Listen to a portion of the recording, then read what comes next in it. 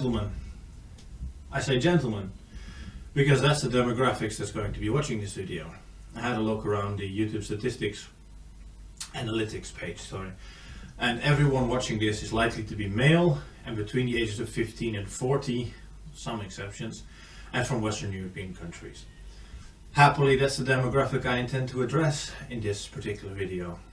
Now, I'm not particularly fond of fiction. Why? Because I wasted far too much time on it. First, when I was quite young, reading fantasy novels, you know, Tolkien, although Tolkien would be one of the best, C.S. Lewis, there would be all kinds of lower class trash there as well. But I read a lot of that. Then I played video games, of course, as a teenager, watched series and movies, and honestly at some point I decided that none of this was really adding anything to my life, and I've completely stopped.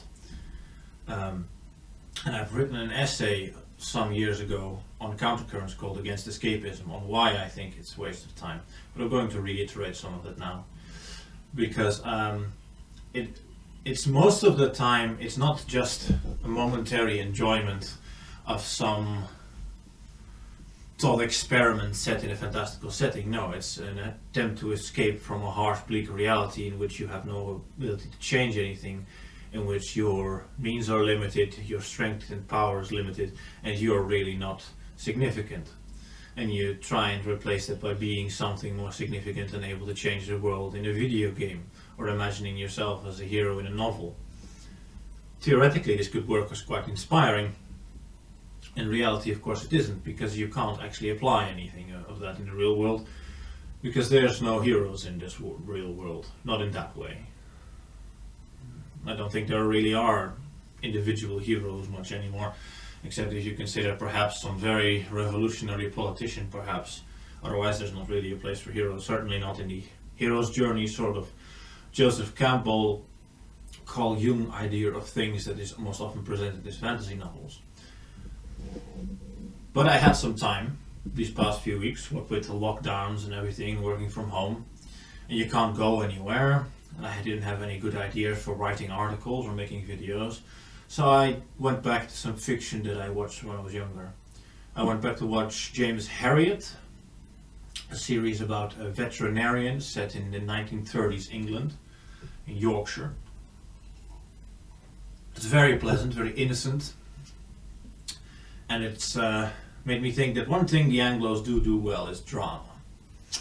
They do make very good theater, series, movies less so, but especially their BBC series in the 60s, 70s, 80s were class, very good stuff. And it made me think, especially because of the themes, why I hate American fiction so much. Because someone accused me that I despise Americans merely because I got too engaged with their politics. And that's not quite true. There's also the fact that America is just low class. And you can see this when you watch these BBC series. Because James Herriot, what is it? It's a series about a veterinarian in the countryside. And the biggest drama in these series is perhaps a cow who has a difficult birth. There's some controversy about a pub quiz. There's a rudeness between people. It's extremely gentlemanly as well, very, proper form and all that. Set in the 30s after all. And you don't have all this American, because an American doesn't know how to write a movie without sex, drugs, violence.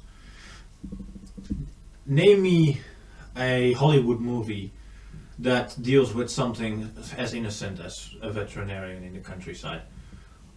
They don't, because they can only write with very high stakes, which is very cheap, going for the thrills, for your emotional heartstrings and blood and gore. I mean, horror is very popular in America. It's invented as a genre in America, I think. And they're just unable to really set something on such a human scale, I'd say.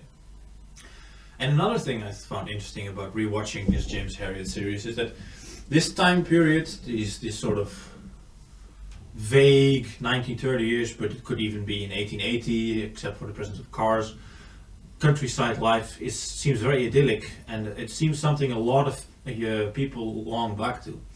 It's very visible in the Harry Potter movies. This aesthetic, sweater vests, tweed jackets, old-fashioned manners, not really a hint of politics in day-to-day life. Biggest concerns being day-to-day. Of course, Harry Potter series scales up and up and up as it goes on, and it really gets awful. But there is this underlying sentimentality back towards these pastoralist, idyllic times. It's also very visible in the works of Tolkien, in the works of C.S. Lewis. It's very, very English, and I'll give them that. They're very good at that. But you know, it's also in theatre. Shakespeare is fantastic, but can you think of a type of theatre just like the Shakespearean in the rest of Europe? There isn't really much in that sense. I mean, you've got Brecht in the 50s in Germany, you've got the ancient Greeks, of course, you've got vaudeville in Italy, but it's quite a unique style they've got, and I don't think it's been much repeated in the rest of Northern Europe. We've got our own things. The Germans have opera, of course, and music. The British have theatre, drama. And we don't really have anything. The Dutch aren't. Well, we've got painting. Painting is a very Dutch thing. One thing I was left with was a lifelong like for pickled onions from this James Herriot series. And I've got some right here. Amsterdam pickled onions. Fantastic things. Sweet and sour sort of taste. Very old style fashioned. You don't see people eat them much anymore.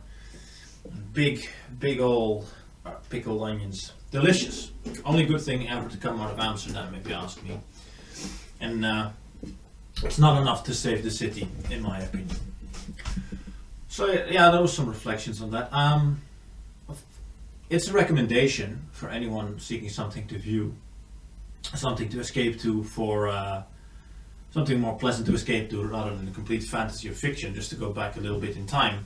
And also, you know, it's almost something you could present to people as, so why are you a nationalist? Why are you of the politics you are? And you can point at something like James Herriot and say, well, because I want to go back to a lifestyle something like this sort of countryside relaxed lifestyle with very little conflicts other than the pub quiz and the difficult cowbird. That's the ideal, rather than a society in constant conflict with itself, urbanized, pillaged by financial interests and so on. And another series I rewatched, which I watched later when I was about a teenager for the first time, and which I watched because it came recommended from a bit of a political side, was what's the name? Legend of the Galactic Heroes, which is an anime series. Not a weeb, I'll say immediately. I'm not a big fan of anime. I had a girlfriend for a while who really was into it, and I've dated several women who were into anime for some reason. Big thing among young women, I guess, but never really been my thing. It's too cartoonish. But the Legend of the Galactic Heroes is a fairly serious drama. It has a lot of characters. It's mostly character driven. It addresses politics to an extent. And what I found very interesting is that it has a very uniquely, because people in the right promote it as well as sort of apologia for fascist beliefs, but it's not really that. It's very uniquely Japanese authoritarianism that it promotes. It goes against religion explicitly, goes against democracy explicitly, and it basically advocates for a sort of Platonist philosopher king system, where as long as there is a great glorious leader at the head, and there are capable people, golden men as Plato would call it, leading society, then authoritarianism is a much better system than democracy. But it does place the footnote that if the leaders are corrupt, there is no philosopher king and there are no golden men, well then authoritarianism isn't really such a good system. It's very inefficient and brutish and exploitative.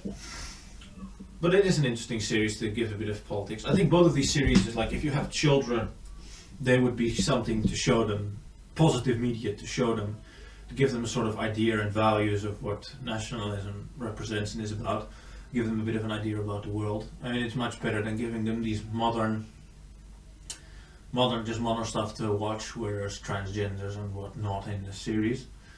And as I say, It's. I mean, there's of course it's war. It's about war. It's a war drama, but it's not as callous and high, and it's not as poorly written as most of these American movies are, where the stakes are always just set by sex, betrayal, death, murder.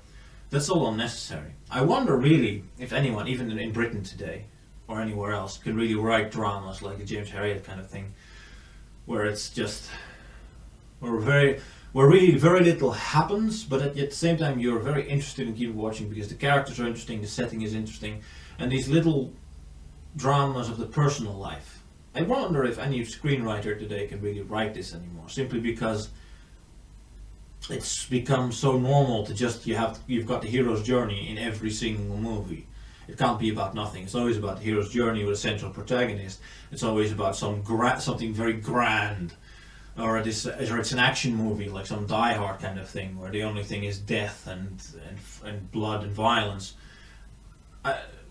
It seems so normal, and society is so cynical.